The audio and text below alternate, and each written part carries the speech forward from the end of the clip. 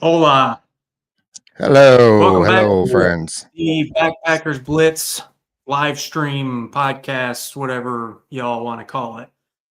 Number We 11. are number 11, because anybody's paying attention to that. We are one person short tonight, Mr. Canada. Mr. Canada is too busy hanging out with his real friends tonight, so we are on our own. So tonight's plan is absolutely nothing. We have no plan for tonight. I was supposed to plan tonight and did not plan tonight. So the plan We're just tonight is happy you that there is showed no up. plan tonight. Hey, I made it. That's the big important thing. All right. Yeah, So maybe the audience can chime in and give us some ideas on things to talk about. Huh? yes, What do you think well, of that? we do have a couple things to talk about, but more ideas would be helpful for sure. The So first aim for question is 10 how long freezes. before Tim freezes? Yeah. Okay. Everybody needs to take a guess. 1 minute, 2 minutes, 12 minutes, 5 minutes before Tim's face goes. Yeah, exactly. And we always think that he's doing it on purpose, and turns out it's always for real. So as always, I am Chad from UGQ Outdoor, and I don't know how it's displaying on everybody else's side. I think Ben's on this side. You got it Ben right, from Chad. Hilltop Packs, and then the famous. What was your name again? Tom. Gear Pro Tim. Everybody at my new employment is calling me Tom for some reason, so I'm going to go with Tom for a while. You're just going with it? You're not going to correct anybody? So before we do anything else, Tim, did you recently hit a milestone that you want to share on this live stream? Oh, I didn't know you were going to bring that up, Chad. I brought it up. I am on the verge. Yeah, I'm on the verge of having a small Midwestern town's worth of subscribers on my YouTube channel. Damn near 4,000. Which all right, so the goal is 4,000, and you are dangerously close, which means all of you that are listening who are not subscribed yet, go subscribe, get them over that 4,000 mark, because once you do, then what's happening? Well, you're spoiling all the surprises, but I'm okay with that. Let's get this ball rolling. I'm going to do a giveaway thanks so you can say nothing. You can leave it mysterious. You can spill the beans, whatever you want to do. I'll leave it mildly. I'll do a little blend of both, actually. So, yeah, the two fine gentlemen joining me this evening happen to own businesses that have mediocre plus gear, and they have graciously decided to offer some gear towards my channel for a giveaway, and details to come. So, yeah. As Chad said, check out my channel. Probably be a week or two before I put up a video. You have to be subscribed to him in order for it to count. So go subscribe to his YouTube channel. Yeah. Tim has one of the best makeup tutorial websites, YouTube channels. I mean, I screwed that up. What did you say? I was going to say you have one of the best makeup YouTube channels out there, and I screwed it up. I said, I don't know what I said, website. Oh, makeup tutorials, you mean? Yeah. Makeup tutorials. Yeah, I was trying to say that, and I said something else. So they're not all winners. See how that would be. Yeah, swing and a miss, McMillan. Swing and a miss. Story of my life. In other news, moving on. We do have one thing coming up that we wanted to talk about, which is Trail Days that is happening next week down in Virginia. For those of you that aren't familiar with Trail Days, it is one of the largest festivals that's associated with the AT in any way. Usually 30 to 40,000 people pass through, but all of your favorite vendors are there. And myself and, well, I don't know if you want to say or not, but I will be there at Ripstop by the Rolls booth. We're kind of doing a collab thing with them this year, so we'll be in their booth. So come see us. And Ben, you've never been to Trail Days. This will be my 5th time going. It's my first time going. I don't have a booth or anything. I'm just going to go kind of under the radar. So if you see me, I'll give you a high five. I'll give you a hug. I don't care. I'm not scared. But I'm not going to have anything on that says held up. I'll be kind of flying under the radar for this one, but absolutely come talk to me. And if no one talks to me, then I'm going to feel really sad. Well, one thing I know about Trail Days is that unless you're covered head to toe in your branding, people will not recognize you. So wear as much Hilltop swag as you can. Nope. But one thing I do know is that there are a lot of people that have your gear on the AT. So Joey's I gonna think it give me will a be hug. really That's all fun. that matters. As long as I get a hug from Joey, Yeah, I'm good see, to go. I'm going to give you a hug too. So Oh, you get 2 hugs. I'm definitely. Man. Yeah, but it is a super fun event. Yeah, Ben, you need more Talk. swag to wear. Not for the first one. I want to go around and like talk to other vendors. And I will. Here's my plan. I want to go talk to all the vendors I've never met before. I don't want to hang out in their booth with my gear on. I want to kind of help support them a little bit. Rope stop by the roll. Chad's gonna be there. I'll wear one of Chad's hats if I can. If you have one big enough to fit my stupid head. Some other booths I want to go to. And again, I don't want to hang out with my gear on in their booth. So this year, kind of fly under the radar. Try to be respectful. Free hugs. Yeah, I like that about you, Ben. I like that about you, but I am not that way. That's okay. We've been there a few times. Now you're there to sell. I dress like this going pretty much anywhere, and I don't care whose event it is or whose booth it is because I am a walking billboard always. I'll do that next year. So yes, come see us at Trail Days, and hopefully next year, either we're sharing a booth or we're gonna have booths right next to each other, or whatever we're gonna do. But we're gonna make that happen. We're gonna do it. So real quick, Tom from Walker's World, you gonna be there, buddy? We haven't met in person yet. So Tom, let us know if you're going to be there. Yeah, let us know in the comments if you're going to be at Trail Days for sure, because it's too much of a celebrity to blend in. You will find out. You will find out at this event whether or not you're known or not. Because I thought one year I was going to go and everyone was going to know me, and I left crying uncontrollably. And it took me months to recover. Because even when I told people like UGQ Outdoor, they're like, "Who?" And I'm like, you know what? I don't even know why I bother coming to these things anymore. I got a quick story real quick, and it's not even about backpacking. But so in my previous life, I used to travel the country as a DJ. I did mobile nightclubs. I did nightclub DJing and locally did some mobile stuff, mostly nightclubs. And I worked for this company. It was a remix company. And I had a big deal. We did work for a bunch of radio stations all across the country. I got contracted to do one of the biggest DJ conventions as the lead act in Las Vegas. And I never flew in a plane before. I never did anything. Everywhere I was going, I was driving. This is my first big event. I'm flying out there, this big festival in Vegas, not a festival, big, it's like 7,000 DJs at this event. And I'm going to be the one up on stage. So I'm kind of nervous. But I get off the plane and this guy stops me, and he has one of our CDs that we used to distribute to the radio stations. He says, "Are you Ben McMillan?" I said, "Yeah." And he gave me a pen and I autographed it. Now I just got off the plane. My head is so big at this point. I get to the festival. The rest of the day, not a single person asked me for an autograph the entire time. So like I was all amped up in my own head that I'm going to be amazing. Everybody's going to recognize me. And until I walked on the stage, no one had a clue who I was. So I'm kind of. But you have still signed one autograph in your life. Not many people can say that. One autograph. Yep. I think I probably thought I was somebody else. Actually, that's 2 more than me. I actually had something I signed for somebody and they gave it back, so that kind of counted as a negative. So that's for a refund. That's funny. All right. So maybe what we should do then, I just quickly looked up some questions that I think we can ask the audience. So now maybe would be a good time, Ben, for you to drop that link if anybody wants to get on to join us and to answer some of these questions. Let me pull up.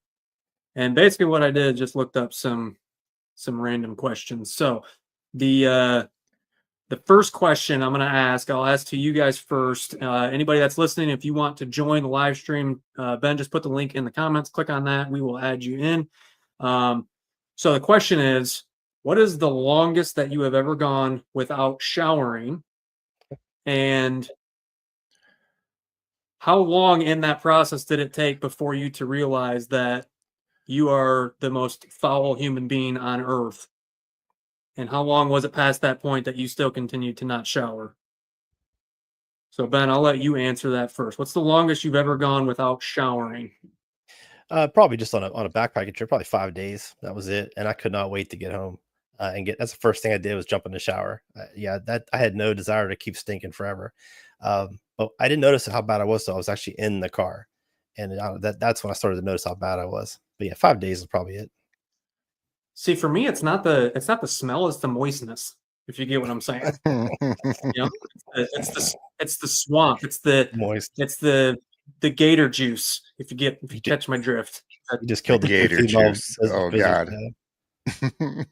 It's when I think it's one of those things where I feel like I can deal with the smell. It's the overall uncomfortableness that you get at a certain point of not showering. It's not even that I care about what other people think about what I smell like. It's truly just the own. I'm just gonna stick with moistness. The moistness is what gets me. So we don't have What about female you? listeners. What about you, Tim? Well, for me, I'm probably about the same as Ben. My longest trip ever, I think, was 5 nights. And I guess for me, the phenomenon that is the most interesting is when you get to your first gas station to take a civilized bowel movement, and you pull down. There he goes. Whoever guessed 12 minutes is the winner. Real quick, Anthony Stone. Yes, I will be there tomorrow, buddy. We have our little storefront. It's mostly a sewing shop, but you can come in and watch us make all the gear. And yeah, come on in. We'll give you a full tour. We'll show you the whole thing.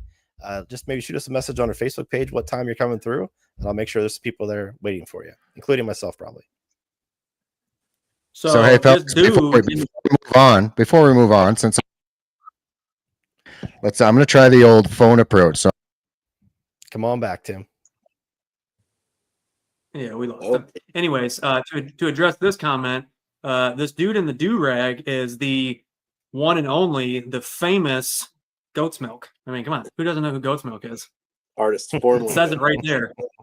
Oh, it changed? What happened? Did I miss something? No, I'm just having fun with it. Okay. And 2 holes. Because I'm still calling. And 2 holes. 2 holes. Oh man! All right, so we're gonna start with you, Goat's Milk. What's the longest you ever went without showering? Was it on a backpacking trip? Was it because you were just too lazy? You were trying to beat a record. What was the scoop?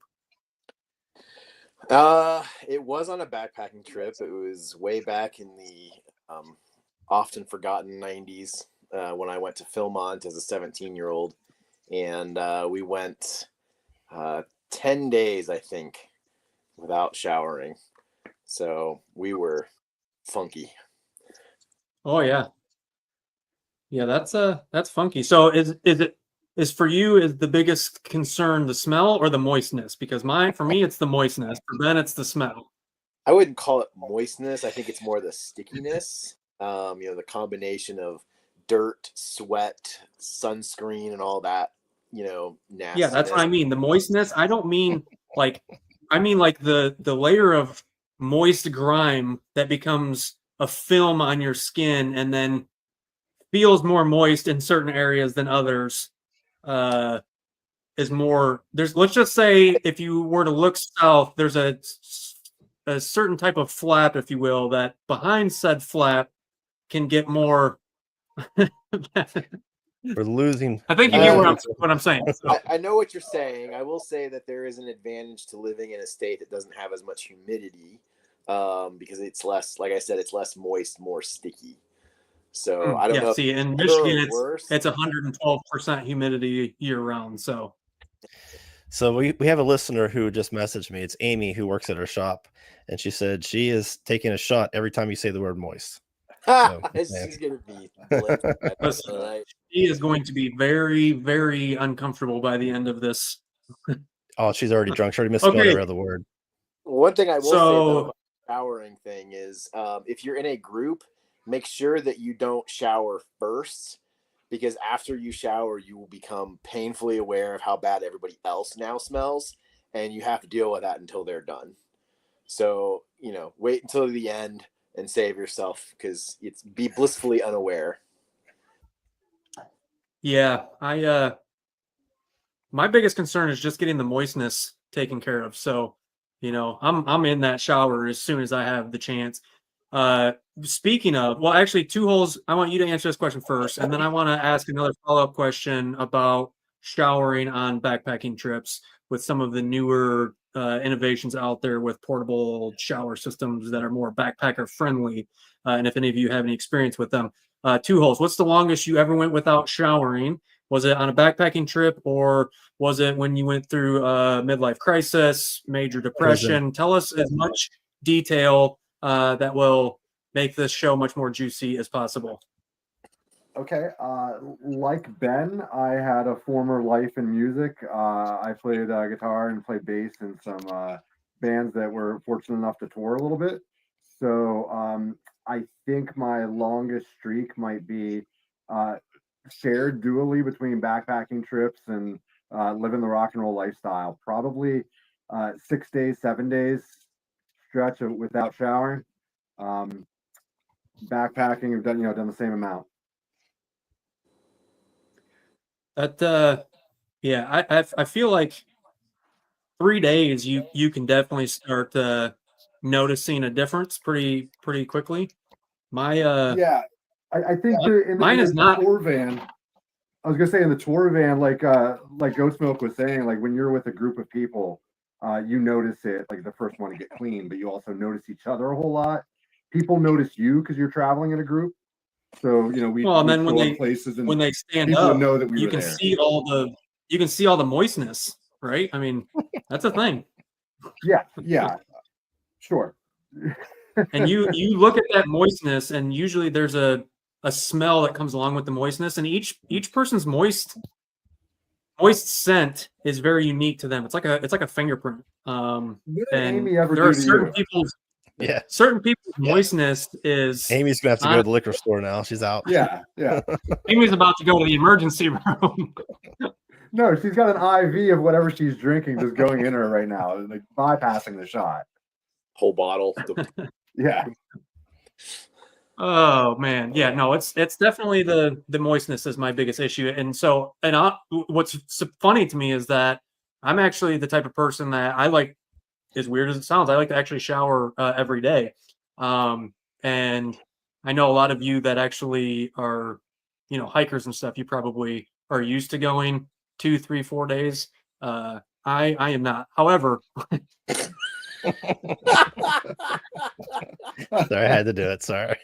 Listen, I've been looking at that concerned look on his face for the last 5 minutes, and honestly, I felt very strongly about doing the same thing. But like he's being robbed right now. He's like at a gas station being robbed. It's like, here's the money. He literally looks like just take the money.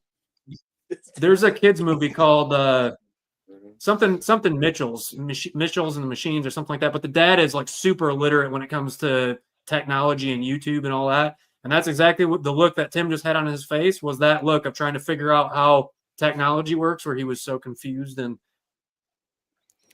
hi, Tim. Hey, there he is. Can you hear me? We can hear you, buddy. Yeah. Ooh, fantastic. Ooh. All right, you got a new hat on? Oh yeah, the Sedona Hiker House. I thought that said Moist on it for sure. I have one of those on order from moist.com. Nice. Don't look that up. Don't look that up. And there goes the search history. Yeah. Oh man, we're all screwed. Okay, so there have been some companies that have come out recently. I know Flextail is one of them. They've recently come out with a portable shower system that's basically just a shower nozzle with a little tube that goes to a battery operated pump that can drop in any stream, whatever, and give yourself a quick rinse off. Have any of you ever used said thing on a trail, and would you ever consider it? And how many days would you have to be out there before you would consider it? Nope, not me. I ain't carrying that. Yeah, I would have to say probably not. I'll find a I lake. would let someone else carry it. I might try it, but I'm gonna let them carry it. Yeah. I'll use it, chat, if you hold it. How about that for you? Yeah. Oh, I got you. Yeah. All right. Or you can just get my back while you're back there. That's always the hardest part to reach. It always requires an extra hand. I like to just do like a cup and a splash. What? The stream doesn't weigh This is anything. You going don't have nowhere to carry it fast. with you. It always is, and I think that's exactly why we always have less than 20 people watching. It's the same 20 people always, and they're the ones with the sickest, twisted minds on the internet. So Definitely. here we are. I gotta contend with that. Do you have any idea how sick people are, Chad? I know, and I know you know better than anyone, so I'm just gonna mute you before anything comes out of your mouth that should. The man, the myth, legend, All John right. Kelly. Yeah, we got some live streaming legend here critiquing us right now. Yeah, well, Okay, you know okay. what? Listen, until he gets in the live stream and has something to say about it, I don't want to hear from John. And take that compliment, Chad. What was the compliment? What compliment did I give somebody? What is this? What is this referring to? That we're a bunch of sick, twisted people, I think. Oh, yeah. Well, I know him, and that's, I guess it's more validating. We got Goat's Milk and Two Holes and Tim and Ben and me all on here at the same time. I mean, let's just let that soak in for a minute. Yeah. I'm not Yeah, worried. pun intended. Tim All still right. looks. I'm looking up another question that we're going to ask. That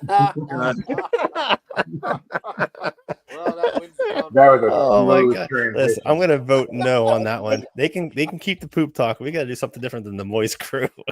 That's freaking hilarious. I mean, I don't know if we even fully addressed my biggest concern about the moistness aspect of things, but I guess we can move on. Moving on. Because I find myself, especially in the summer, my wife and I let me I was join just getting to anything called that the point moist actually crew.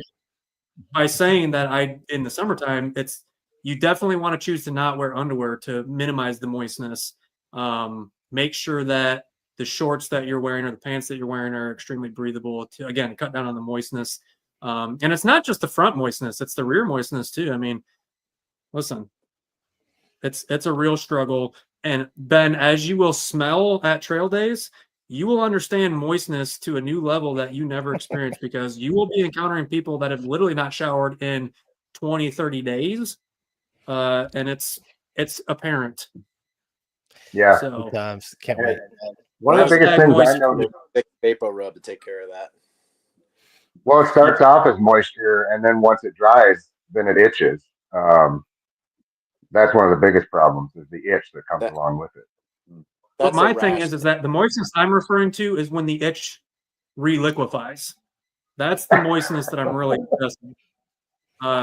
It's when it gets beyond the crusty stage and re-evolves back into moist that then it becomes toxic. And in fact, no, you know what? Let's move on. Did anyone else tell the chat needs not to go play over on the to show Amy's right house and make sure she's still alive. Yeah, Amy has checked out. She has left the building. All right. Who else has got something? Because I literally, the only thing I have to my name is moistness, and I feel like that's enough of a legacy for me to. I do want to talk more about trail days though, and get off the moisture topic a little bit. So I've never been there. So what is like some of the biggest things going on?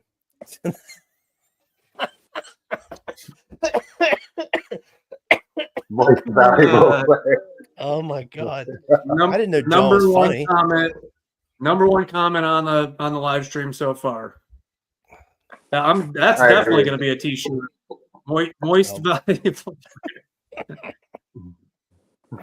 That is there you go. Freaking hilarious. Moisture control right there.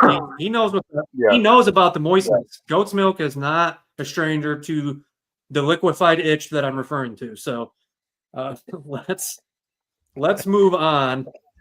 We're trying to get Does Doug, anybody else? Doug from this guy right here, Backcountry Pilgrim. Been trying to get Doug to be on the show, and he finally tunes in tonight after 11 episodes, and this is what we're talking about. He's never coming back. Doug, turn your camera on and join us, buddy. Just go in a closet somewhere, turn your camera on, and here's the link for you. Join us for a few minutes. We won't talk about moisture anymore. Yeah. But talk more about trail days. I want to know what am I going to be looking for? What should I go see? What are some of the, besides the vendors, I'm going to talk to those guys. What else is going on besides the smell? Yeah, and I'm a big fan of Backpacker Radio from the Trek, that podcast. For everything I know, they have a booth there where they have a bunch of games and free giveaways. Okay. One of the games they have is people trying to break open a watermelon with their thighs. I saw a video about that. Yeah. Yeah, that looks pretty awesome. I'd like to scope that out. That'd be pretty cool. So I'm gonna check that out. There's a ton of different vendors that do different things. As far as the event's concerned, there's tons and tons of food trucks. There's a bunch of novelty vendors that are selling, handmade like Etsy type stuff down on the far side, on the other side of the food. Like jewelry or like, custom made Indian blankets or whatever. And then there's also tons and tons of places and things to do around Damascus, but there's also some of the really big vendors like Osprey and Gregory Backpacks and all them that do down near Tent City. They do full gear repairs and lots of different giveaways. So the whole event, almost every vendor does giveaways. Some do really big giveaways. Some are more modest. They're all free to participate in. You just have to be present.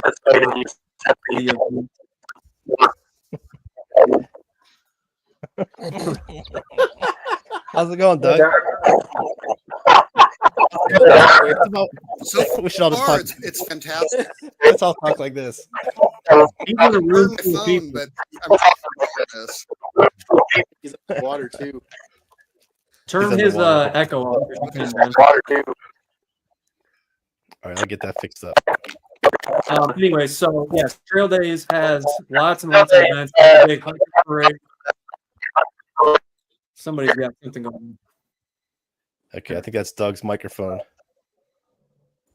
So they've got a big hiker parade that they do every year. It can the nightlife there can get quite let's just say moist. I guess that's a fitting word. That took all of 5 seconds. Yeah, I'm staying in a hotel like just a quarter of a mile away. I forget which one it's called. You'll be very moist. Jesus. I am staying in Tennessee, so I will be far away from the moistness. Although I did get an Airbnb with a hot tub, so actually that's not true. I will be moist in different ways. Let's talk to our new friend Doug here. So Doug, I've known you for a while now, buddy. Tell everybody where you're from, your YouTube channel. He's famous now. His YouTube channel is growing. Floor is yours, buddy. He's got to unmute. You're not talking to me, are you? I am right now. I heard famous. Yeah, Backcountry Pilgrim. I think I know everybody in here. I don't have my glasses on. Thomas, I'm not. I don't think I've met you before. Two holes. The hiker, dude. Nice to meet you. And friend Tim UGQ, you're the first quilt I ever bought. So you got a pretty significant delay here. Sorry about that. Yeah, Doug, I'm muting your microphone, but there's some crazy stuff going on over there. Sorry about that, man. It's his alter ego. Yeah, he's got some echo going on. Yeah. Couldn't hear you, Doug. There's just a lot of noise going on. Something's going on. I'm not sure if you're at a party somewhere, but I really couldn't hear you. Raver at the So I Pilgrim. can talk a little bit on Doug's behalf. So Doug has, he is growing big time, isn't he, Ben? How big is he? He is. It doesn't matter. It's been worded growing that pretty question good. terribly. And the quality, I'll speak for him too. The quality of his videos has been going up over the past year or two. Doing much better than John Kelly does. John Kelly doesn't make videos anymore. So Doug's been picking up the slack and making some pretty cool stuff. But just quality wise, the way he does his voiceovers, the way he structures his videos, way cooler than John Kelly's videos. So Yeah, he's very detail oriented, enviable. I will never be Doug. I do have a question for John Kelly since he's in the chat. John, why do you guys do your live streams at like 2:00 in the afternoon like an old man? I never get to see him anymore. Same. You should definitely join us. John, you should join us and tell us why you guys changed the format of your show. So here's the video link. Come in here and tell us why you guys changed the time of your show. It used to be like every Monday night, and now it's like Tuesday afternoons after your nap or something. Listen, John, you get in the live stream or no more free gear. You got 20 seconds, or I will never send you something again. That's not true. We're so desperate now. We're dishing out threats. I really like John. He's good. Been a good buddy. He's good. Yeah. Set out. I'm telling you, you want that. I got some new things in the works that you want to be a YouTuber that tests it. So you better get on here. Otherwise, I'm not sending it to you. Just telling you right now. Doug, as soon as you get your I know you have a camera set up and a microphone. Whenever you get that all set up, definitely let us know ahead of time. You can jump in there with us. It's kind of hard to hear what he's saying. He's a good dude. He's been using our gear for a long time. Been talking to him off and on for a while. So yeah, there's a few guys that I really like. He's been around for a while, not just because he's old, but like he's been using our gear for a long from the very beginning, just like John. There he is. I knew it. Okay, you have the floor, John. Tell us why you changed the format of your show. Not the format, but the time slot of your show. Okay. Go. So Wait. Before you answer that, is the reason that you got on because of my threat? Because it better be yes, or I'm booting you off. sure, that was it. You know what? Forget it. Actually, I just wanted to talk to you, Chad. I mean, that's really what it was. So he's muted. Let's move on. God, we are killing it tonight. Chad, all I wanted to do was freaking talk to you, killing it. man. That's all I wanted to do. I wanted to get on All here right, with the let's most hear it. valuable player. So Listen, if you make me that T-shirt, I swear to God, I will wear it so loud and proud it's not even funny. okay, I'm telling the wife she's got the cricket. We're gonna make it tomorrow. Let's do it. I'm Send doing it to me in time for Trail Day so that I can wear it and live stream from there with my very moist shirt on. You got it, 100%. I'm making it. What size do you wear? I can, Medium. let's just go with extra medium. Extra medium. You got it. You got it. As Thank far you. as the podcast goes, really what it comes down to is that Jeremiah and I both have kids now, and we only get so much time with them at night, and we have to give up that time at night with our kids. And for both of us, it was just a whole lot easier for us to just go ahead and do that in the afternoons. I know it's not great for a lot of other people, but for us right now in this season, it works out really well for us. So Listen, I know it's not the I'm most never doing popular anything. thing, but I've never been popular anyways, so it works out well. No, I've I'm always literally enjoyed never watching. doing that time of day, so it works just fine for me. Well, you I still miss it. watch us, so that's okay. That's no big deal. Yeah, I've Yeah, actually never seen the show. Yeah, I've that's watched what a I'm saying. lot of them. Almost every show you've had on Monday nights, I've watched almost every single one of them. The ones that are I think the recorded, I only don't. one- Go ahead, Chad. The only one that I saw was it was years ago, and there was this really handsome guy that you had phoned in on there. Can't remember his name, but Darwin. no, it wasn't. It might have been. It might have been him. He's Yeah. very known for how handsome he is. Yeah. It's the eyes that get you every time. Yeah, it probably is. You're probably right about that. So yeah, I mean that's the only one I've listened to. So I just want to say It's of just not everybody great. on this panel, I think Tim, his facial expressions during this podcast have been by far the absolute best of anybody's. Aren't they great? That's all I the got. Zoom- That's all I the got Zoom because is my incredible. audio doesn't work. He doesn't know what's going on. We hired him just to actually be like our hype guy. He kind of like when I say something, he does that like, it's all paid. It's I just still when you think get it's as big amazing. as me and Ben are, you can afford to hire paid actors to get on your live stream. Well, I Just mean, saying. that's I've always said it's amazing that Hilltop Packs is the first company to ever have a spokesmodel. Like that's pretty awesome. And to find That is someone as true. good looking as Tim, I mean, he's stunning, really, if you think about it. Well, it was more about what could I afford? Who could I afford? Mine, And that was Tim. Mine is Joe Robin. They pay coffee and gear. People I do did a actually. free- How did you get a hold of Tim? How did you hire Tim? And my answer is always the same thing. He's the only one I could afford. He It's just just wouldn't go away. it was just a mutually beneficial relationship. It's worked out pretty good. Hopefully for Tim as well, but it's worked out good for us. Listen, you can afford one whole more influencer than I can. I can't afford literally any of them. So, you're definitely doing better than I am. I have to actually go on a trip with them just to get my gear to show up in their videos. So, Well, Tim takes it easy on us. He just gets paid by the project whenever he feels like working on it. He has complete control to do whatever he wants when he wants. He's not any kind of under any strict rules or anything. He just does his own thing, and 99% of the time it works out pretty good. And that 1%, I just delete the video. You never see it. Hey, Chad, I would definitely put your stuff in my video, but I'd have to make a video first. So that is true. Also, I am waiting for that video you promised me with all that stuff I sent you. So. Oh, actually, that's coming sometime in the next year. No, just messing. So yeah, that was gonna be great. You paid for it. I didn't even send you any. Oh no, I did send you something, but you paid for the other thing, and so it doesn't even count. Yeah, I did pay for it, but you was nice enough to give me an extra one so I could show it off for people. Yeah. Speaking of, I'm gonna need that back. We're running a little short on sales, so I'm gonna have to sell that one. You got it, man. So You got it. I'll send it with the T-shirt. Just send it back with the T-shirt. So, John, did you ever go to Trail Days yet? Have you been to Trail Days before?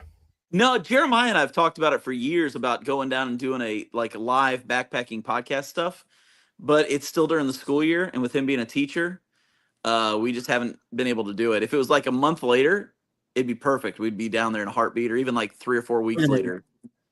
You People just still need, put their you know what kids you need? You need a substitute teacher. That's what you need.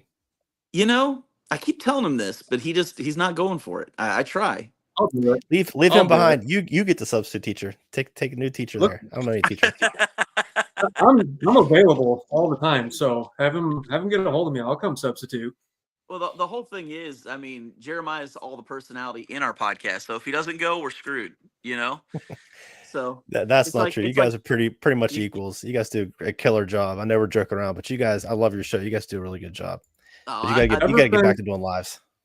it was a lot Ever of fun. since I made fun of Jeremiah for saying hawkers instead of hikers, I literally can't hear him say it. What's going on, hawkers? I'm like, what? Dude, that's Well, not he even a shows word. If you do the closed captioning on YouTube, that's what shows up. Does it really? It actually says, "What's going on, hawkers?" Oh, Yeah. dude, So that's it was. you're not experiencing Jonathan something was on- everybody, all deaf people around the world hear that or see that every time they watch his videos. Jonathan was That's on last hilarious. week, and I couldn't understand something he said last week.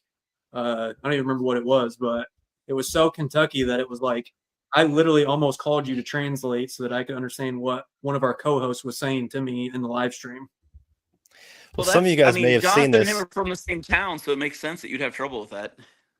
So YouTube is actually starting to do their own voiceovers. I don't know if you guys saw that in other countries. I think it's just a pilot program where some channels are doing that. I'd love to hear Jeremiah's videos in other countries and other languages automatically dubbed and to see what they try to I figure would love out. to know how confused the people would be by the words that it would say they're actually saying. It would just print at the bottom, "We've got nothing." Yeah. Yeah. American slang. That's all it's saying. You would think AI would get to the point where they could identify like Kentucky accents. Hey, Doug's There's back. Doug in a 1970s picture. What's up, Doug? How we doing? Is this better? It is much better. There you Is go. this working? It's not much better. All right. I was just on my phone. I just wanted to get in on the moist conversation, but it looks like I'm a little behind. So I'll try to catch no, up you're not. and see what Honestly. happens. The voice is behind. Listen, Okay, I'm we can actually bring in it a back? All right. chair. It's not. This chair is not well ventilated, so I'm feeling a little moist at the moment. So I'm fine to bring it up whenever you're ready. Is The that joke is back. where front and back came from? Yes. When I turned the video on, I was hearing about moist in the front and the back, and I was like, I got to get in on this. So, Front or the back. John, Hey, Calman, hey, Tim. All right, good to see you guys. Doug, what's up? And they go out like immediately. Okay.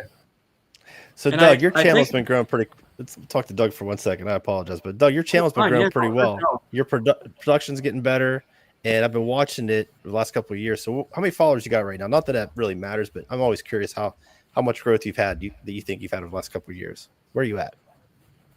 16,502.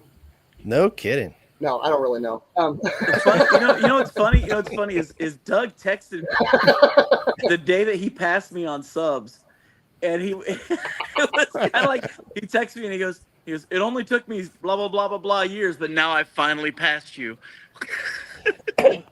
That's Yeah, funny. for 5 years, my only real goal was to take out John Kelly, and all it took was him not making a single video for like 2 years, and I managed to catch him. So yeah, Hey, you passed me, dude. You're like a superstar now. am I? All right, I'm getting there. Watch out, Dan. Yeah, Who's it's that? been 5.5 years. 5.5 years, and it's been pretty steady, honestly. I've had a couple, big day, big month, whatever, but honestly, it's just been like one at a time for 5.5 years. So You put a lot of work in your videos. Though. You put a lot of voiceovers and a lot of editing. How long does it take you to make like one video? like the shooting just depends on whatever it is. The talking head stuff's usually a couple hours. B-roll's usually a day's worth of hiking, Jeez. a couple hours of research, and then half a day of editing. Yeah. That's crazy. Yeah, if I actually got paid for this, it would be impressive. People are like, "Oh, I think I sent you $6 today from Hilltop. I think. Sweet. Sure. All right. So I'm up to 2.5 cents an hour at this point. So nice. No, it's a labor of love. I mean, if you do it for the money, I mean, I don't know. I've never been able to really pull anything like that off. I mean, you know, it's great getting some free gear for review and stuff, but if you actually like do the math, it would be a like horrific number.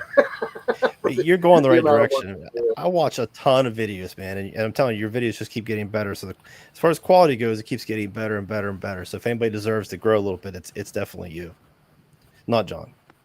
Absolutely. So, I agree 100%. I appreciate that, man. It means a lot. What is your channel actually at right now? It's a Backcountry Pilgrim. How many subs do you have on it as of right now? It's like 16,500, somewhere in there. Nice. Impressive. Nice. And when I've did had you the start same your YouTube channel. Yeah. What's that? What, Go ahead, Ben, quit talking. Well, you told he's me already answered every question you've asked him. He's already answered. So I'm not sure where you were. Listen, if you don't know this by now, I don't listen 99% of the time. I try. What? Chad's got moisture in his ears. Chad's got moisture in his ears. He So can't hear much anything, right? moisture. Yeah. And I'm out in my garage and it's moist. The floor is moist. Everything's moist. So there's too much going on. Would you just say whatever you were going to say, Ben? Because I don't even know what's happening anymore. He has about 16,000 subs. He started about 5 years ago. There you go. I just want to tell you, Chad, UGQ was my very first quilt, and love it. So appreciate you guys. Nice. Have we ever sent you anything for free? No. Yeah. Okay. Good. Moving on. Just kidding. No, it's been. But you know what? Then I did a video for free, but then to get revenge on you for not sending me anything for free, I did a trash talk quilt video, and I used it for that too. So you know we're pretty even right now. Perfect. Listen, I don't hold grudges. I actually, when people make videos about us on the YubTub that are not in favor of our company, it may not be a surprise to you that I will show up at your house eventually. And let's just say when that day comes, honestly, I was kind of hoping I get a knock on the door. it will happen. Which video are you referring to? Are you referring to, because I think now that you brought that up, you're referring to the Quillo, aren't you? No, it actually was not an anti-UGQ. It was a there was somebody that made a video about a Quillo, or not maybe a video, but a comment about the Quillo saying that it was overrated or something like that, which they're not wrong. No, I never came out against UGQ. It was a side sleeper sleeping bag video. So I was complaining about quilts for side sleepers, and that was like my little hook to get people to click on it. So I think I'm throwing away my bandit. Was that the one that got all the comments about it looking like some anatomy? Didn't you have that issue? It originally did, yeah. I started getting all of this sexually oriented, weird, spam stuff coming in, and I realized that it just kind of had that look, and I was like, I'm going to go ahead and flip that over. It's, you know what? I'm not even going to say it. Well, I am going to say it, but I'm going to be very delicate. Let's just say that there are particular colors that are not in favor of said visualization of said anatomy. That's all I'm going to say. There are those out there that are reminiscent. I had orange and black, but I'm thinking a lot of bots are probably looking at that and not humans. So yeah, no, I've had the same feedback before, so it's a thing. But hey, what are you gonna do? So who's got any big trips planned this year? John, you got any big things going on, or Doug? Who's got something big going on that they want to share that they're doing exciting this year? We'll start with Goat's Milk, and we'll work our way around the panel. So me and my hiking team are be setting out on a route that I created a few years back that uses existing trails in the Absaroka Beartooth Wilderness. And it will end up being 154 miles long, 14 days, 32,000 feet of elevation gain, 10 high points, and it's going to cross 2 mountain ranges. So, and there will probably be goats. So, lots of milk. I've been a dad too long. Let's move on. Where did you say that was going to be at? Say that one more time, because I've ADD. It's we're doing it in the Absaroka Beartooth Wilderness. The 2 mountain ranges in south central Montana, just outside of Yellowstone. Nice. Well, that sounds like an epic adventure. 150 something miles, 14 days. Yeah, you lost me at the. Well, you lost me pretty much with all of it. So.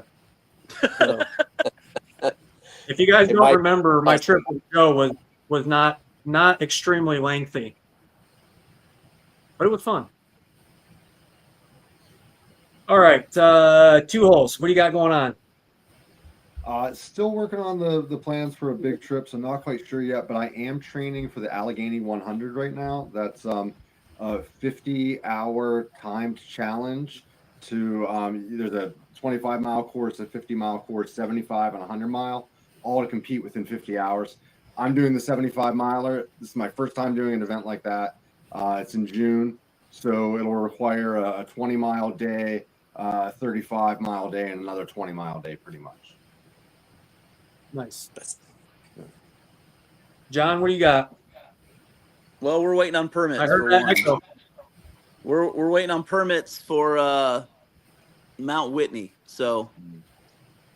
We're hoping that we get to do that one this year. I've been wanting to do Mount Whitney for a long time, and I've never actually backpacked in California. So, I keep waiting for Mr. Backpacking or Backcountry Pilgrim to invite me out for a backpacking trip, but he never has. So, my gosh, go to confession, son. I'm just saying. Come out here lots. You got to come out here, man. California's where it's at. What he really means is he's waiting for you to pay for the ticket for him to That's come out. what it is. I'm just waiting for him to pay for it so that I can come. Did you say California is where it's at? Everybody's. I'm losing everybody here. There we go. What's that? California. Yeah, come. Anybody. I'll hike with you. Because I'm pretty sure all 49 states that don't live in California would disagree with you about California. Well, of course, because they're not us. Listen, although I live in Michigan, and I can absolutely say Michigan is not even on the top 10 of my favorite states that I would prefer to live in. So, hey, I've done 3 of my Pictured Rocks. Pictured Rocks is incredible up in Michigan. Yeah, but that's like not even Michigan. That's basically Canada. So, that's not wrong. You didn't, John. Canada's you didn't come out when Mark did the Michigan Triple Crown. I was out there. No, because that didn't sound fun. It wasn't. Yeah, you made the right choice. No, that but did I've come to not sound fun at Kentucky, all so to me. you guys both owe me. I've a California guy flew off, so that's my commitment level. But didn't you come out for a conference or something, and that's why you were just happened to be in the area? Well, yeah, but still. I was out there like 3 days ago. I just now realized that Tim's not here. Yeah, he's had some problems. He bailed. He sent me a message. I bet he's still staring at the screen like. I think he's just trying to get out of this live stream. I think that's. I didn't know happening. If he froze up or if he was just being Tim. He's always just. So, Doug, what do you got going on this year? Anything new, big, exciting plans for 2025? So my big thing is I've been trying to section hike a lost route called the Tahoe Yosemite Trail. It was starting to get put in and then was kind of like erased largely by the PCT. But my dad backpacked it a couple times, and I'm kind of doing it in his honor. So I work a lot. I don't really have time for a big hike. So I've been just knocking out sections. And the next section's like 40-something miles, 7,000 feet. But I'm just trying to stitch this whole thing together and get all the way to Yosemite. And then I'll have hiked from Lake Tahoe to Yosemite on this like kind of wild a lot of off-trail route. So super stoked about that. I'd like to knock that out in the 2025 season. Good luck to you on that. That's awesome. Yeah, so I've got a 40 and I've got a 70, and then it'll be done. Are you what's your big plan? Are you ever wanting to get to the point of going YouTube full time? Are you only ever going to do this as a hobby? Like, kind of what's your big picture long term goal for the channel? I mean, it's at this point, it's basically covering my gas, you know. So if it ever blew up, though, I mean, I would love to go full time. I mean, gosh, yeah, no, it looks like the amount of stuff you like work 10 hours a day would be unbelievable. So we'll see. You know, you never know. Well, as we dude, he did that on purpose. I wasn't talking to him enough. He was like, I'm too big for this now. If I'm not going to be a part of the chat, I'm out. He's going to go make some videos so he can catch up to me. So we got a new guy with us, Brian. First time. I got to go walk the dog. First time ever. You can't say that every time he's on here. Yes, we can. You didn't ask me what I was doing this year. I was getting there. We were moving around the panel. I was actually technically next because I'm next in the circle. But fine, you just tell whichever one you want. Nobody cares what you're doing. I know. Now, how about Brian? You go first. What are you working on this year, buddy? You got any trips coming up? Yeah, so I think we're planning on doing a trip to Washington State. So I think we're going to end up doing North Cascades and Olympic, trying to split that up over a week. Originally, I was trying to do the enchantments, but I couldn't get a permit pulled, so we kind of called an audible and did the going to try to do North Cascades and spend some time in the Olympic too if we can.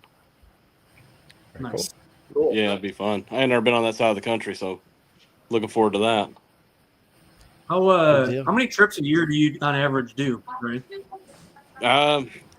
Probably somewhere between 7 to 10. And they're all like usually 3 days or more. Yeah, no, gosh, no. I have a job. No, usually weekends. Gotcha. Every once in a while, we'll take a Friday off or something like that. Take a half-day Friday. Spend a lot of time over at the Red River Gorge just because it's a lot closer.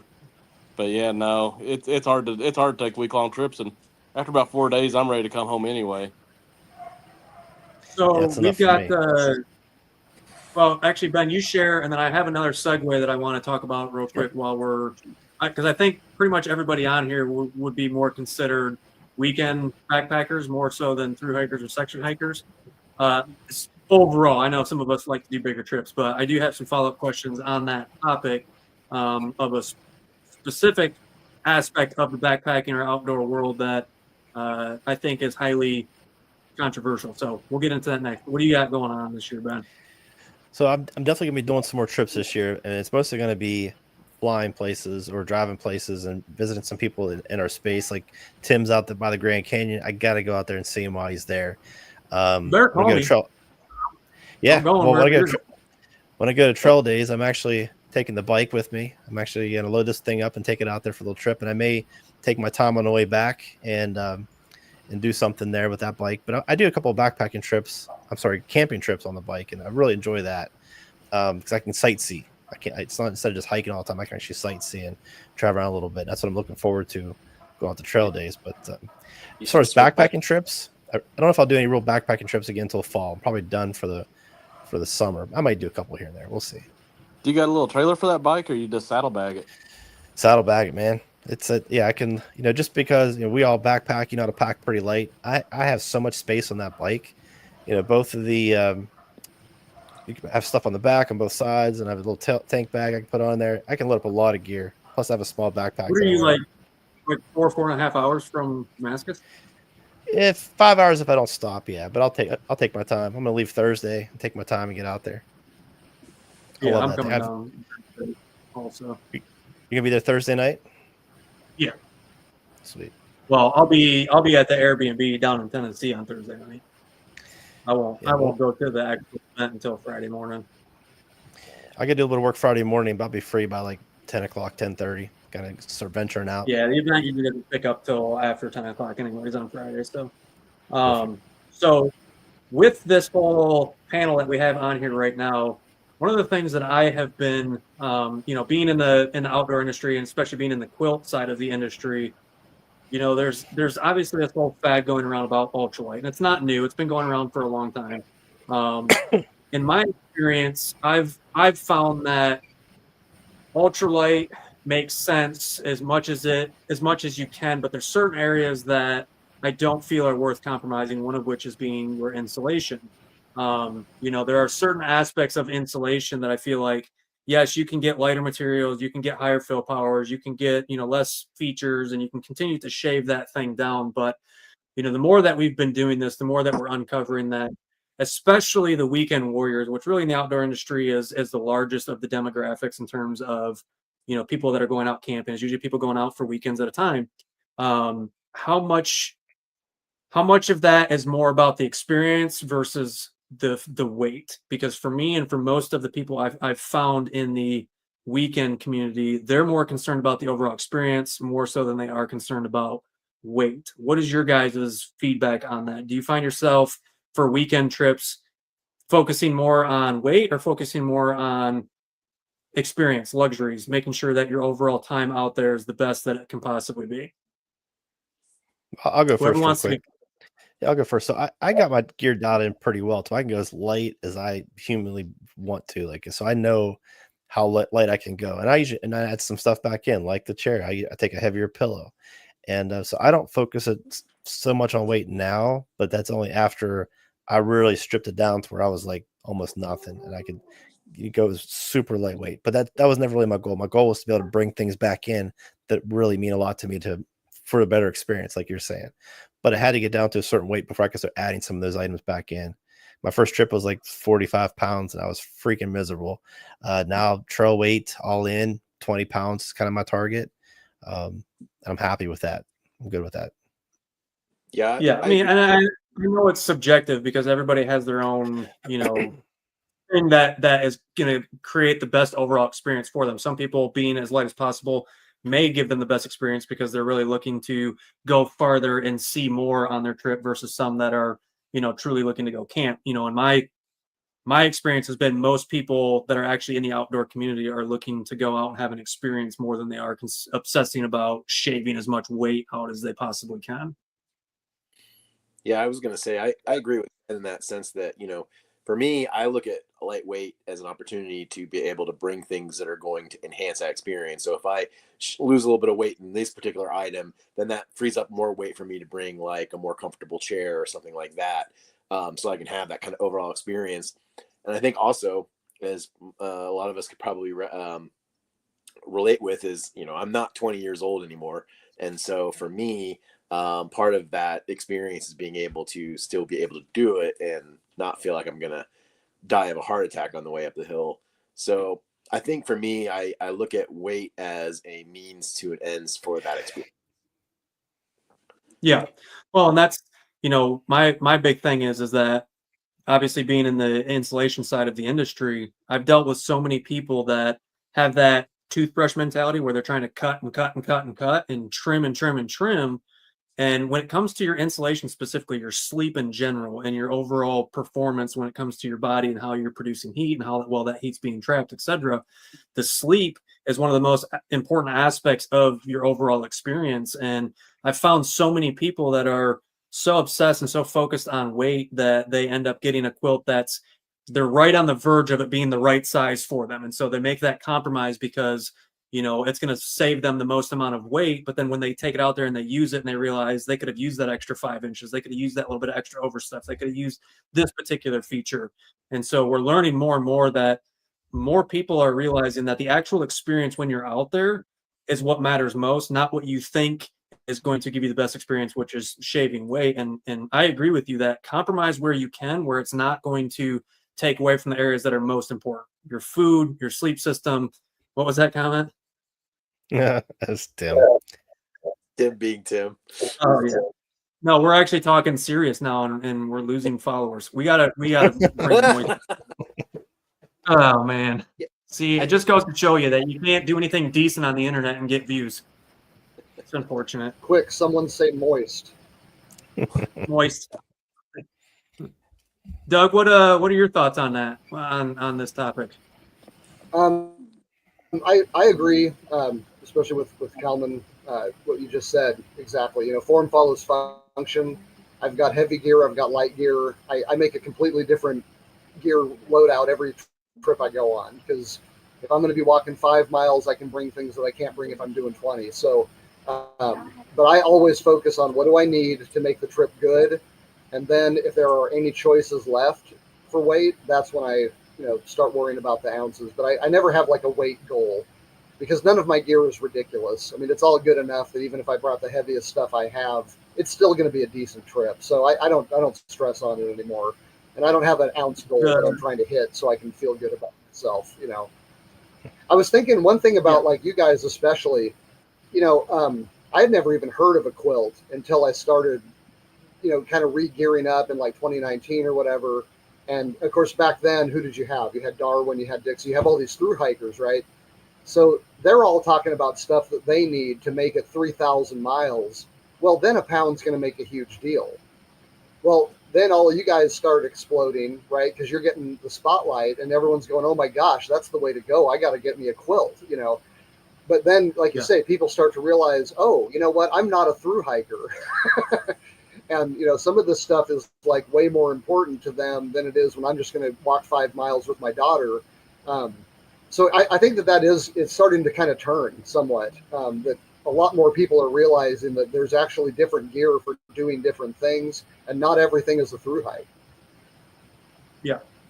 Yeah. Well, and yeah, that's been our biggest, feedback overall, is that having the ability to customize it and choose your fabric types, choose your durability, choose how you want your product to look for your particular type of camping. And I feel like, there's the big box stores where you get what you get and either it works for you or it doesn't. And then you have the cottage companies that are truly trying to focus on the experience. And so you get this other side of it where the industry continues to drive and drive and drive and go lighter and go lighter and go lighter. And then you realize that, hey, now if I roll over and fart the wrong way, I'm blowing a hole in this thing.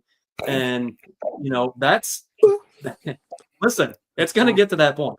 And there's some wicked farts out there, really moist. And so if you are not, I had to insert that. So one thing I want you guys to think about before Brian answers, and I'm going to come back one more time, is think of a circumstance where you cut too much and how much of a negative impact that had on your particular hike, an area where you compromised more than you should because you were so focused on weight and what that negative impact was for you. But before that, think about that. Brian, what are your thoughts on this topic? Oh, I got a lot of thoughts. So what I've noticed, and I'm only speaking for my trips, which are usually no more than 4 days, is I've got a lot of nice gear, which I'm very fortunate to have, but it depends on the setup. So, for example, if I take my Osprey 65 Atmos from where it has that anti-gravity system on it, it can carry a little bit heavier weight, even though it's a 4.5 pound pack. And honestly, I can't tell a lick of difference between that carrying 35 pounds and my Z-Packs Arc Haul Ultra carrying 20 pounds. Those feel about the same to me. They're both heavy, and I really can't tell a lick of difference when you're going under 8 miles a day. So, I think you can get a little bit too into the ultralight stuff. And what I'm actually more interested in is reducing bulk. Having enough room to put stuff into a backpack. I got a 70-liter Arc Haul, and I can't fit as much into it as I can a 67-liter backpack. So I don't know. I think it's like anything else. I think you can get a little too carried away with it, and I don't think the comfort level is really all that different. I mean, 20 pound, that Arc Haul has really thin shoulder straps. It just doesn't carry weight very comfortably, in my opinion. Where that Osprey is a heavier backpack, but it'll carry 35 pounds, the same as the Arc Haul will do 20. So I don't know. I like the ultralight stuff. I think it's fun, and I think it's good to cut weight where you can, but if I'm being real honest, I can't tell a whole lot of difference between those two setups. And Yeah, well, and that's why we've kind of adopted the new motto of you got to get to a point to where you accept the phrase light enough. Like you've cut enough out of this to where if you go any further, you're going to start compromising your experience. And Yeah. that's something that we're focusing heavily on, is making sure that our products are light enough, but not compromising the durability and the functionality and the practicality of the product itself. And when you're buying something that in our case has a lifetime warranty and is something that has a more of like an investment type price tag attached to it, as opposed to something that you're just going to impulsively buy. And so we want to make sure that if you're buying that product that's designed to last you a lifetime, and I feel like the way that the technology is going, the fabrics are compromising to a point that I'm no longer comfortable with. And so I've kind of put my foot down as, the owner of UGQ and said, look, I'm not comfortable offering anything less than a 10D fabric on our quilts, because those that are coming out with 7D and 5D fabrics, they're getting more returns than they're getting anything else, because those fabrics just aren't standing up. They're getting, they stuff it in their backpack because that's what they're used to doing, and then it brushes up against their titanium spoon and rips a big hole in it. I feel like you said, the difference between a 7D quilt versus a 20D quilt, you're talking maybe 5 ounces total on the entire quilt. And is it really worth the compromise of durability to go that light to shave 5 ounces? And in my experience, the answer is absolutely not. It's not worth it. Especially You gotta when you're remember, looking. I have a very nice UGQ quilt my wife bought me for Christmas a couple years back. It's a 20 degree, it's extra wide, and it was very expensive. It's a very expensive piece of gear. It's very nice. I love it. Uh, I wouldn't want it made out of anything thinner. I'd like that quilt should last me a very, very long time. And if it's made out of a thinner material, you're gonna have to charge more money for it, because it's also gonna be lighter.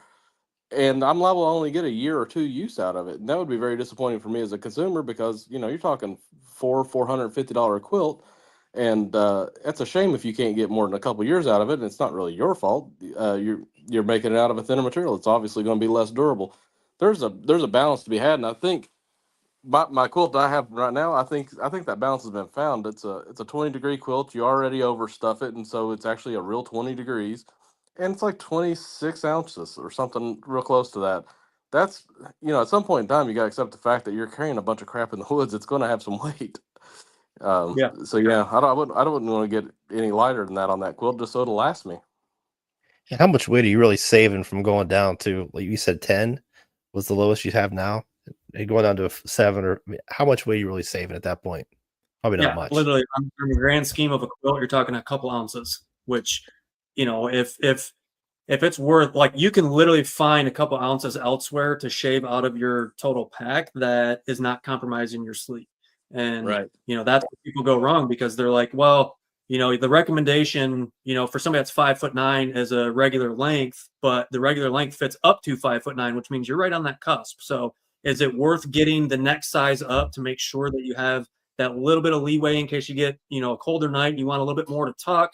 Like, we're talking a handful of ounces, but there's been so many people with this huge ultralight fad where they're like, well, I got to shave every ounce out of it I possibly can. And then they get it, they take it out and realize that it was a little narrower than they're comfortable with. And that cold spot hits them in the back. And they're like, dang, I should have went with the quilt that was actually one size larger, because I am, an active sleeper, or, I sleep on my stomach, or whatever the case is.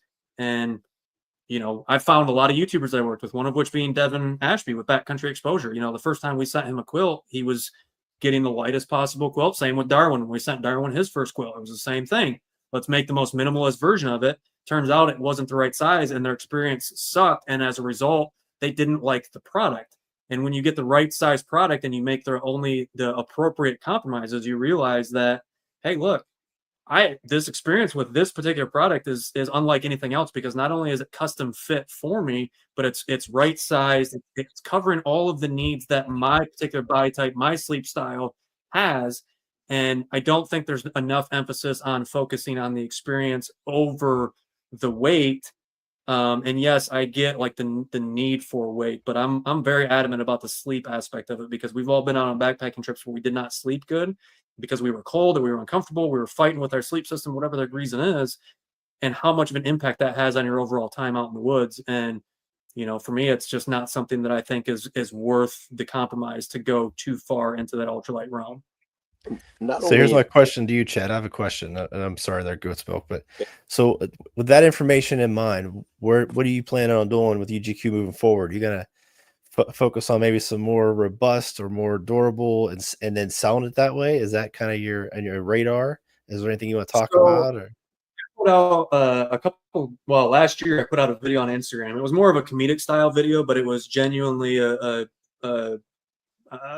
durability test on our fabrics.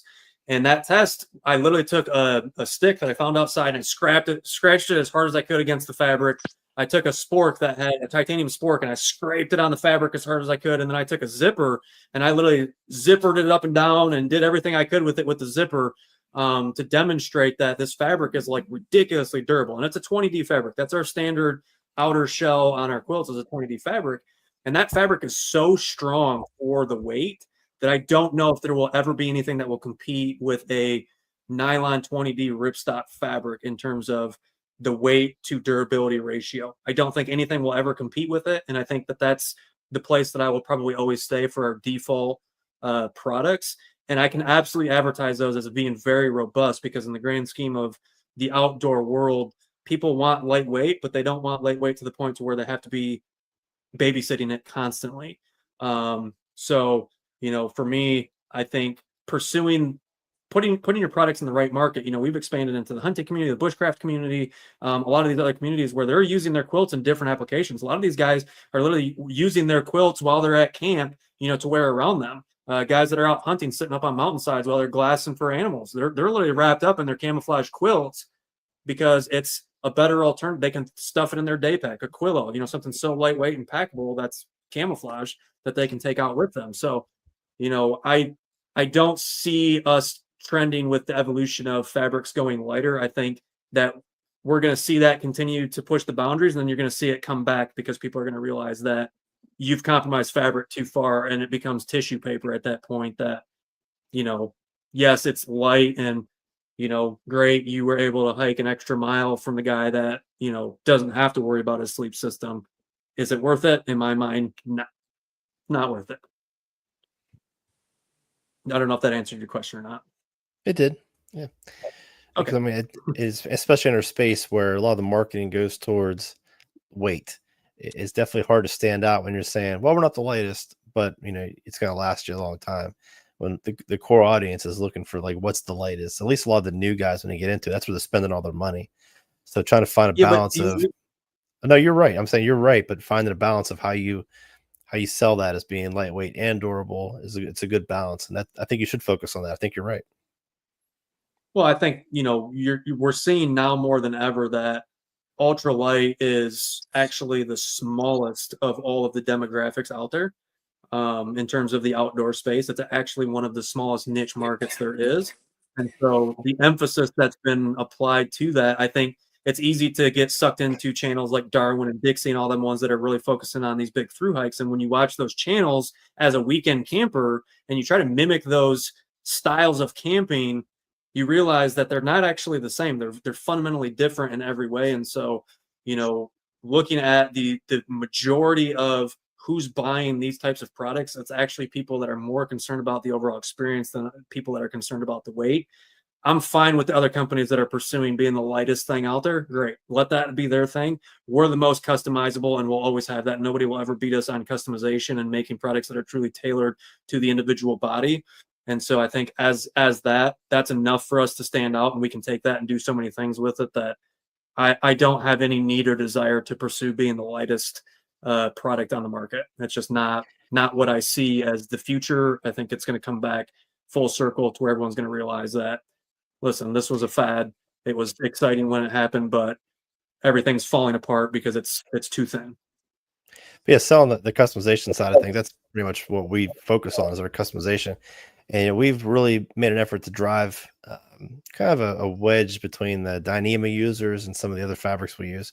Dyneema is still super strong. It's actually stronger than what it needs to be for the application. but the price you got to pay for it is so high. It's only going to get higher. That's why we've tried to focus on some other alternative fabrics, a little more affordable. But again, we can cut. It's not just cheaper; we can customize the crap out of it, and that is something that's really helped us out too. Is that focusing on the customization while also trying to say, hey, this is just slightly heavier, but it's like half the price. And it's light enough, right? And it's like a secondary message, but the customization absolutely leads the way for sure. Because it's hard to. Good. Oh, I'm sorry. I was just going to ask you, do you find that people who are not trying to buy something for lightweight backpacking, so hunters or other use cases, do you find that they buy synthetic more, or do they still go with the down? That's a good question. So I try to really educate people on the pros and cons versus the two, and I'm extremely overwhelmingly biased towards down, specifically because it is naturally hydrophobic. It is literally comes from a waterfowl. So down itself is naturally hydrophobic. It naturally repels water, and so what you really get into when you come down to the insulation is the real emphasis is actually more on the fabric than it is on what's beneath the fabric, because what saturates first on a quilt or a sleeping bag is not the insulation, it's the outer layer, it's the fabric. And the saturation of that fabric is then what continues to penetrate into the inner insulations. But the reality is that if you fall into a river with your down quilt or your synthetic quilt, it's really not going to make a difference. The only difference is that synthetic is going to maintain its loft, but the fabric is soaking wet and freezing cold. And if you have that against your skin, you're not going to get warm. And so, I wasn't actually going from that perspective. I was actually more going towards cost, because getting wet's going to suck regardless of what kind of insulation you got. But synthetic insulation is generally a lot cheaper than down. And I just kind of wonder if other use cases are willing to pay the ultralight tax on down as opposed to three times as bulky, which is the biggest downturn of synthetic is the bulk. It doesn't. The other thing you have to consider with synthetic is, although it has a lower initial cost, synthetic, it's getting better, but for the long time, synthetic actually breaks down on its own in a sense, and it starts to lose its temperature rating after generally about 5 to 10 years. So whereas a down bag, it's pretty well maintained, will last 30 to 40 years. So although you are spending less initially, you get a longer lasting product if you take care of the down. That is, obviously there's rules there. Plus, so in a down application, you can add more down the road, where you can't really do that with synthetic, because the most commercially available synthetics are sheet synthetics, not loose fill or blowable synthetics. So, you have the ability to maintain, like he's saying, the lifespan of the quilt, because then you can come back in and you can add additional down to it to regain its loft and maintain that performance. Whereas synthetic, like he said, it's a man-made material that's going to break down, and you can't stuff more sheets into a quilt that's already sewn through to begin with. So, there's always pros and cons. I think, synthetic has its place more so in apparel than it does in sleep systems. Jackets that you're going to be out hiking in that are going to get saturated on the outside. And you don't want to worry about compromising the insulation in that context. But as far as sleep systems are concerned, I'm not a fan. We used to have a synthetic option of each of our products, and honestly, the cons far outweigh the pros of it. So we discontinued all of them because I just don't see the benefit of the synthetic in our particular application. And I've had this talk with a few other people on different podcasts, one of which being Devon with Backcountry Exposure. And him and I came to a pretty unanimous consensus that it has its best application in the apparel side of things, not so much in sleep systems. For a variety of reasons. Down just has more benefits. Yes, it's more expensive, but again, when you're talking, how many times do you want to buy the same product in your life? Do you want to buy it once? Do you want to buy it 5 times? And, for me, it's understanding that our products have lifetime warranties. That means that we stand by the material that we use, and we stand by the fact that it's not going to break down in its lifespan. And in the time that you own that quilt, if 25 years from now the fabric starts breaking down, guess what's going to happen? I'm going to get you a new quilt. That's the value that you're paying for by paying that extra premium, because lifetime warranties are something that most people kind of just glance over nowadays. But when you're buying something that costs $500-600, that lifetime warranty is rolled into that price, which means when inevitably that quilt breaks down, you're going to be able to get it replaced, and that value alone pays for itself. in your lifetime of owning that particular product. So, I just don't get hung up on being the cheapest either. I don't want to be the lightest and I don't want to be the cheapest, because we have highly skilled people that deserve to be praised for their skill and deserve to be paid for their skill. And if you don't want that, then go get it on Amazon. You know what I mean? Go get it on Timo. Go get it wherever you want to get it to save the money. I only asked yes, you because I Michael, thought you still had synthetic. I remember No, you had it a long I time actually ago. I don't have anything synthetic. The Well, loose fill synthetic that we had broke down over time and actually started clumping up so bad that we couldn't get it to redistribute through the quilts. So we actually discontinued those products, and people that have our synthetic quilts, they actually have the ability to contact us and say, hey, look, our quilts broke down, and they actually get that quilt replaced with a down equivalent of that quilt. Wow. So it sucks but we stand by our products. So we've, in the That's last awesome. year and a I'm half, we've old. replaced, I think, 3 synthetic quilts. I think I'm gonna have to buy a UGQ quilt now. Oh, you don't have one? Not yet. How are we even friends? No. Sorry, I had a Okay. Western Mountain Green quilt. No, I there's- do there's- want to listen. get a UGQ. There's so many good quilt manufacturers out there. There's so many good backpack manufacturers, so many good tent manufacturers. Again, I don't get hung up on any of that. I think that what we do as a company goes far beyond the products that we make. I think, we focus heavily on engaging with the community and helping share our story, but also, we get more feedback from the communities of people who don't have access to backpacking gear, because there are very few companies that are willing to make a quilt that's 90 inches wide, or make one that's for NFL players that are 6'9", 390 pounds. It's like, you can't buy something commercially available to work for them for a sleep system. And so we are that niche market that says, look, we can make a product literally for anyone. And not only that, but we can make it fit your exact body type, your sleep style, and your overall style of camping, to a point where you're not going to find a better experience with a product than this one, because it is made literally for you. And so that's what we do, and that's where we stand out. And I don't really care what anybody else is doing, honestly. I just don't, because we meet a need in the market that nobody else is, and I'm good with it. I'm good with being that need for people and helping give access to the outdoors that people otherwise wouldn't have if it wasn't for companies like us. So I don't know. Well, guys, what that rant was we are about, but so we are coming up on an hour and a half. Is there anything else you guys want to throw in it before we hang up our headphones? Anything else, guys? Sorry, Ben. I didn't mean to get him wound up. I'm telling you, start talking. You know what, though? I do want to say one thing, because you guys talk for 15 minutes about getting down and synthetic stuff wet. You missed so many opportunities to use the word moist, and I'm a little disappointed. Damn. But that I know. that is true. Anything else you guys want to throw in there real quick? Anything else Nope. going on? Thanks for having me along. Get down to Well, Trail Days. If you haven't ever yes. been there, come to Trail Days. Come see us, see all the amazing vendors down there. If you're new to cottage companies, it's a great place to go to see all the new upcoming cottage companies doing some really awesome custom stuff. So be sure to come and check that out. Check out everybody's YouTube channels. Brian, you don't have a YouTube channel or Instagram or anything like that, do you? Yeah, man. I got 1 subscriber. Hey, all right. Go subscribe to Brian. What's your YouTube channel? I think it's just my name. There you go. There you Find go. that name on YouTube and go subscribe. Yeah, as far as trail days, I mean, definitely. If you're planning on going, if you're watching this later on, if you're watching it tonight, shoot me a message. I'm going to meet up with anybody that wants to meet up for a few minutes. I'm just going there for the full experience. I'm not working. I'm there just having a good time.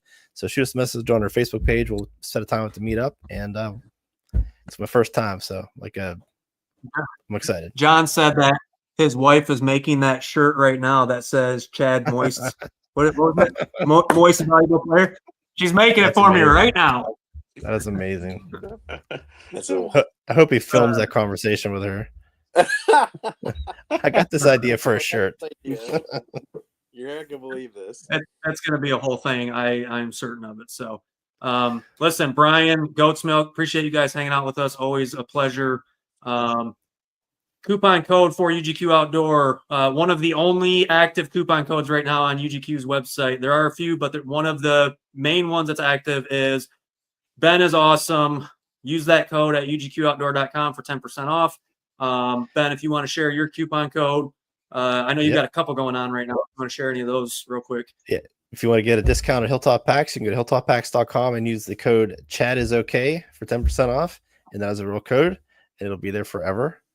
Even if I find a new friend named Chad, and it'll be about him and whatever. You need to just need to change it to Chad is moist. Chad is moist. I'm not doing that. 7% off.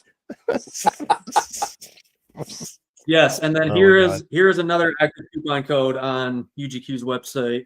So yeah, be sure to buy something. We also just dropped these new hats. I've been the only one to own one of these hats for the last year and a half. We finally now have these hats available on the website. So if you want one, go buy it. Other than that, bring me one. I ain't buying it. Bring me one. Okay. All right. You got it, boss. All right. Take us home, Chad. Isn't that what I just did? Or no? I don't know. I always screw up your ending. I'm so good at outros. Follow Hilltop Packs on YouTube and Instagram and Facebook. Ben is literally always working, always got stuff in the works. He is known by everyone pretty much in the backpacking space for his food bags. He says he's making more backpacks this year. I can't wait to get one because I can't wait to try it and see how awesome it is. So yeah, check out Hilltop Packs. I guarantee you, absolutely guaranteed, there's something that you need and or want on his website. So go explore it, check it out. Great company. They're doing awesome things. And also buy some coffee. Hey, can you bring me some coffee down the trail days? Because I need some.